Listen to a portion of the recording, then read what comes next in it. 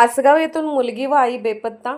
सांगलीच्या तासगाव तालुक्यातील सिद्धेवाडी येथून एक मुलगी व तिची आई बेपत्ता झाली असल्याची फिर्याद तासगाव पोलिसात दिली आहे.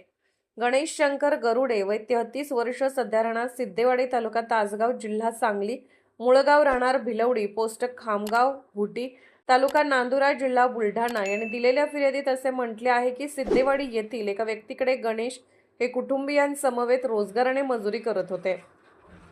19 जुलै रोजी सकाळी ते ढालगाव येथे काही कामानिमित्ताने गेले होते. सायंकाळी 5 वाजण्याच्या सुमारास त्यांना त्यांच्या मुलीने घरी कधी येणार अशी विचारणा केली होती. त्यानंतर ते रात्री 8च्या सुमारास घरी आले व घराला कुलूप होते. त्यांनी आसपास नातेवाईकांकडे पत्नी व मुलगीबाबत चौकशी केली असता त्या मिळून आल्या नाहीत.